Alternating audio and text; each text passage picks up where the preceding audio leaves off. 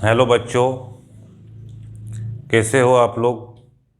आज आप लोगों को साउंड चैप्टर पढ़ाने जा रहा हूँ, ध्वनि।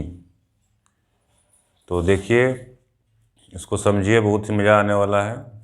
ध्वनि, साउंड क्या है? साउंड, ध्वनि।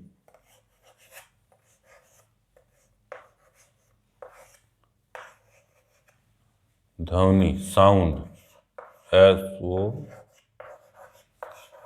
साउंड, साउंड क्या है? ध्वनि क्या है?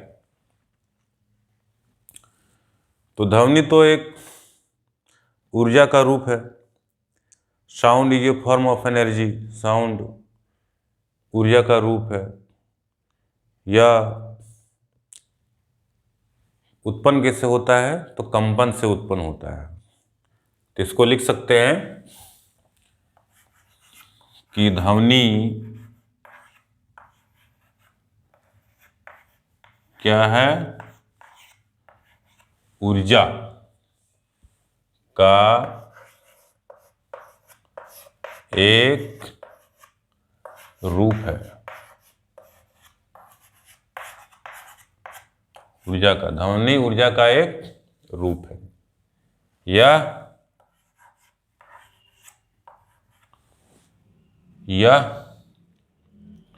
कंपन से या कंपन से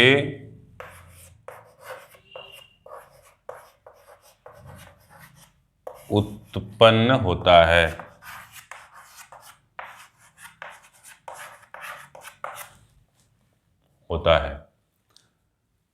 ध्वनि क्या है? यह ऊर्जा का एक रूप है और यह कंपन से उत्पन्न होता है। कोई वस्तु जब कंपन करेगा तो वो ध्वनि उत्पन्न करेगा।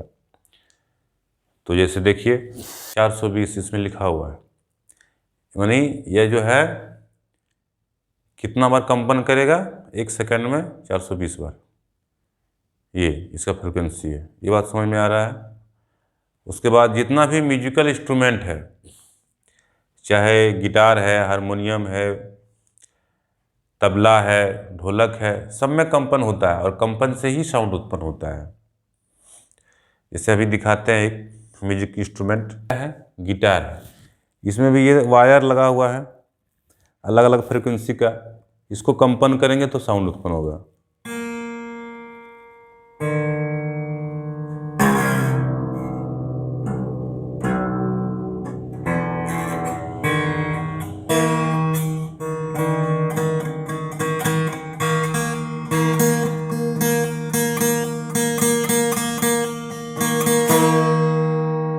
ये बात समझ में आ रहा है? कंपन से साउंड उत्पन्न होता है। तो ये बात क्लियर हो गया। ये देखिए म्यूजिक इंस्ट्रूमेंट है, गिटार है इसका नाम। क्या कि साउंड जो है कंपन से उत्पन्न होता है। एग्जाम्पल देख लिए, ट्यूनिंग फॉर्क गिटार का। तो साउंड जो है किसमें ये चल सकता है? साउंड जो है ये मीडियम में चल सकता है। ये जो है साउंड जो है, साउंड वेव जो है अनुदैर्ध्य तरंग होता है। ये अनुदैर्ध्य तरंग होता है और यह मीडियम में चल सकता है। यानी ये मैकेनिकल वेव है, आंतरिक तरंग है। ये बिना मीडियम का चल नहीं सकता है। तो ये क्या है? इसमें आप लिख सकते हैं कि साउंड वेव जो है, साउंड वेव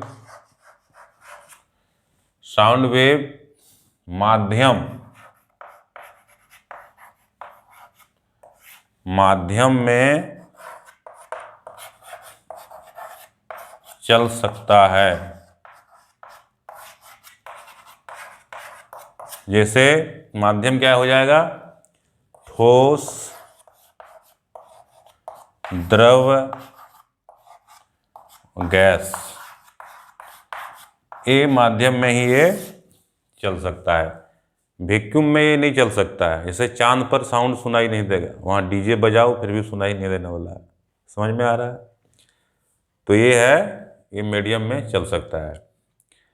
अब जो है इसके बारे में और बताते हैं क्या है कि ये मीडियम में चल सकता है, ये बात समझ में आ गया।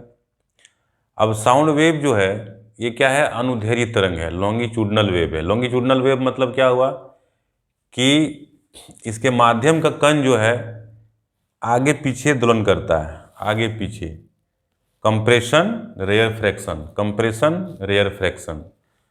तो ये जो है क्या है, ध्वनि जो है कौन तरंग है, अनुदैर्घ्य तरंग है,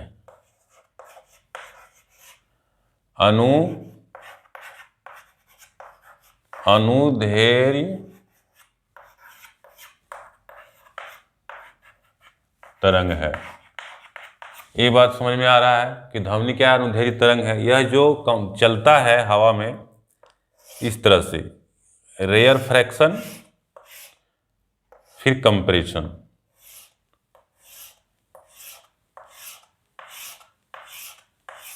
फिर रेयर फ्रैक्शन फिर कंप्रेशन, इस तरह से। मतलब यहाँ पर देखिए फक्का है, यहाँ पर सट गया है, यहाँ फक्का, यहाँ पे सट गया है, इस तरह से आगे चलता है, इस दिशा में आगे चलता है वेव। और माध्यम का जो कण है वो भी इस दिशा में चलता है, इसलिए इसको अनुदैर्घ्य तरंग कहते हैं। और एक होता है अनुप्रस्थ तरंग, जिसको कहते हैं ट्रांसवर्स वेव, वो ऊपर नीचे दोलन करता है। वो कैसे चलता है, इस तरह से, इस तरह से चलता है, इस तरह से। इससे लाइट वेव, लाइट क्या है, प्रकाश, प्रकाश एक अनुप्रस्थ तरंग है और ये अनुदैर्घ्य तरंग है। इसको ट्रांसवर्स वेव कहते हैं, इसको लॉन्गिट्यूडनल वेव कहते हैं, इसको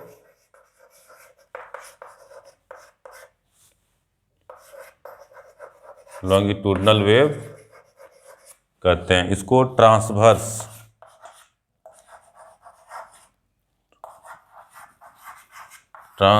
वेव कहते हैं।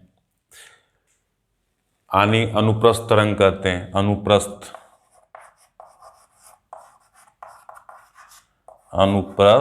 तरंग कहते हैं। ये बात समझ में आया। इसमें क्या होता है, कण, ये क्या है, अनुदैर्घ्य तरंग है। ध्वनि तरंग क्या है, अनुदैर्घ्य तरंग है, क्योंकि ये आगे पीछे चलता है। यहाँ पे कंप्रेशन, यहाँ पे क्या होता है, रेयर फ्रैक्शन, यहाँ पे कंप्रेशन, यहाँ पे रेयर फ्रैक्शन, यहाँ पे कंप्रेशन।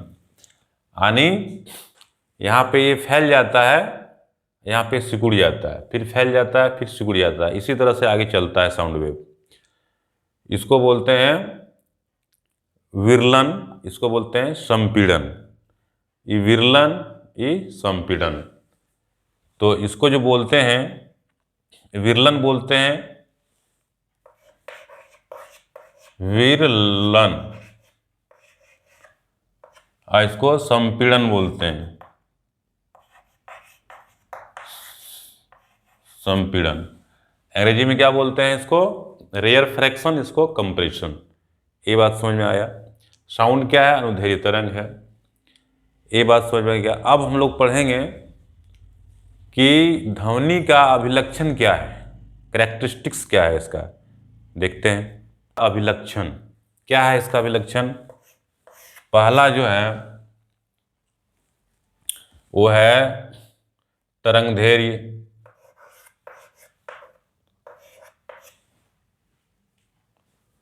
पहला क्या है, तरंगदैर्घ्य। दूसरा क्या है, इसको क्या बोलते हैं, वेवलेंथ। अंग्रेजी में क्या बोलते हैं,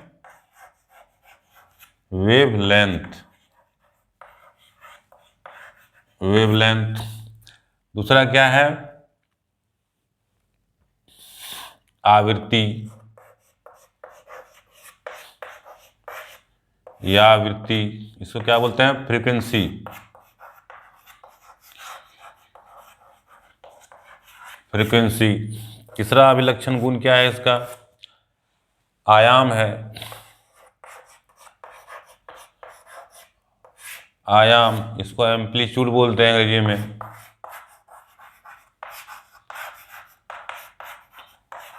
एम्पलीट्यूड। चौथा क्या है? चौथा है वेव वेलोसिटी, चाहे तरंग वेग या वेव वेलोसिटी।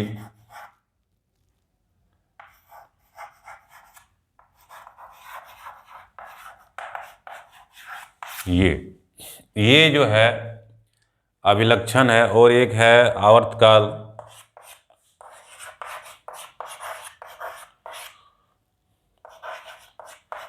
आवर्तकाल, time period.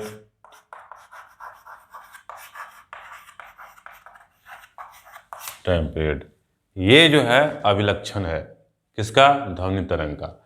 अब हम लोग एक एक चीज को जानेंगे कि तरंग दैर्ध्य क्या है, आवृत्ति क्या है, आयाम क्या है, तरंग के वेग क्या है, आवर्तकाल क्या है, फिर देखते हैं आगे। लेंथ,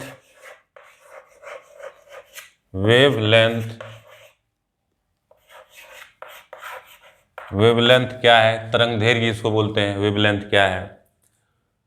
तो वेवलेंथ क्या है कि दो क्रमागत कंप्रेशन या संपीड़न, दो क्रमागत कंप्रेशन या रेयर फ्रैक्शन, या उसको बोलते हैं दो क्रमागत संपीड़न या विरलन के बीच की जो दूरी होता है उसको वेवलेंथ कहते हैं। तो इसको क्या लिखेंगे कि दो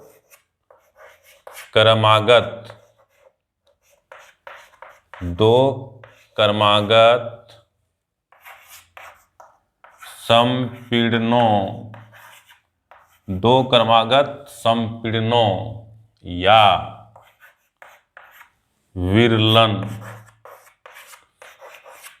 विरलनों के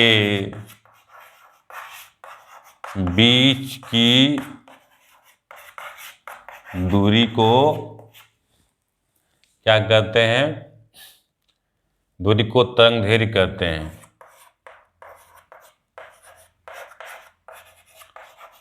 तरंग दैर्घ्य या वेवलेंथ।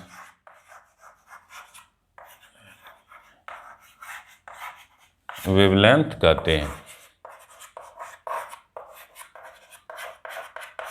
इसे लाम्डा से सूचित करते हैं।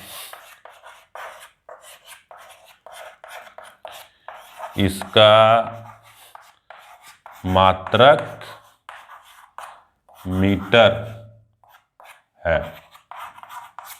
ये बात समझ में आया कि दो क्रमागत संपीड़नों या विरलनों के बीच की दूरी को तरंग दैर्घ्य कहते हैं। इसे लैम्डा से सूचित करते हैं। इसका मात्रक मीटर है। तो विरलन और संपीड़न को तो समझा चुके हैं, फिर भी देख सकते हैं, देखिए पिक्चर में।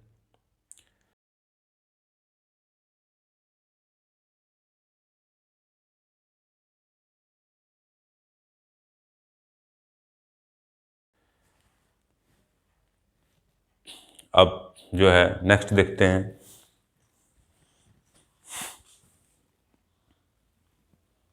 आयाम क्या है? तो तरंग जब चलती है तो माध्यम के कण कंपन करता है, माध्यम के कण कंपन करता है, तो वो कण का मैक्सिमम विस्थापन को आयाम कहते हैं। तो इसको क्या लिखेंगे कि तरंग संचरण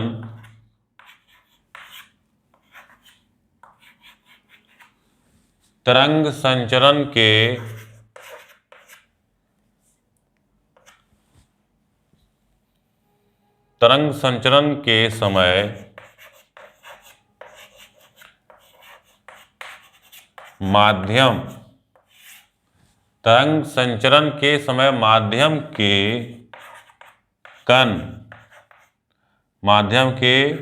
कणों का अधिकतम विस्थापन अधिकतम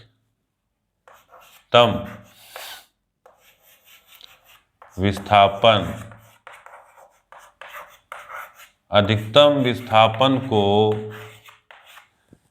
तरंग संचरण के समय माध्यम के कणों का अधिकतम विस्थापन को आयाम कहते हैं।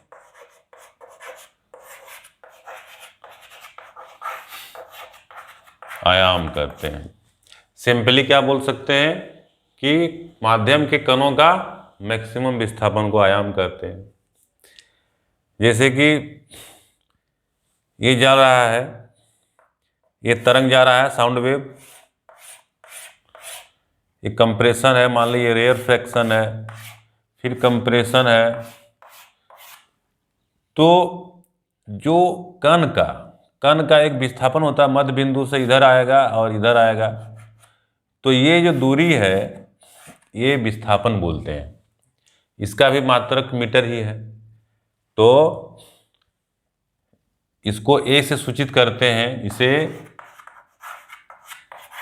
ए से सूचित करते हैं। इसका मात्रक मीटर है। ये बात समझ में आया। आयाम कि आयाम क्या है? आयाम तरंग संचरण के समय माध्यम के कणों का अधिकतम विस्थापन को आयाम कहते हैं। इसे ए से सूचित करते हैं और इसका मात्रक मीटर है। ये बात समझ में आ गया। अब नेक्स्ट देखते हैं। तीसरा नंबर में क्या है? आवृत्ति है।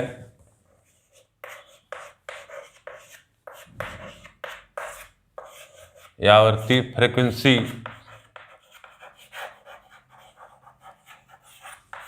फ्रीक्वेंसी क्या है? तो फ्रीक्वेंसी क्या है? फ्रीक्वेंसी क्या है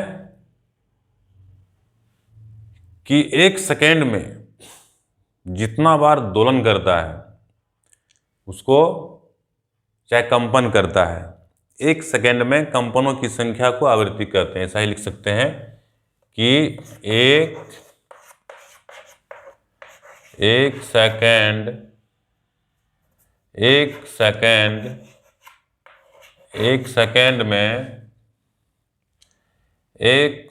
में कंपनों की संख्या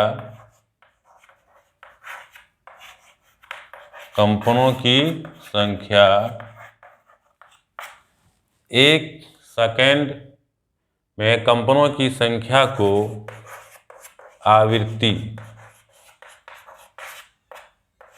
कहते हैं। एक सेकेंड में जितना बार कंपन करेगा, वो सोर्स जहाँ से साउंड निकल रहा है उसको आवृत्ति कहेंगे। आवृत्ति का फार्मूला क्या हो जाएगा? F = 1/T। एक फार्मूला भी हो गया, F = 1/T। तो ये बात समझ में आया है। चौथा नंबर देखते हैं। चौथा नंबर आवर्तकाल।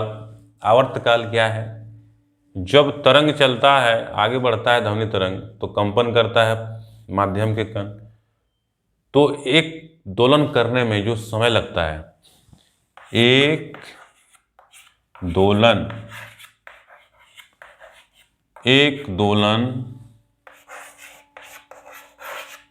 करने में जो समय लगता है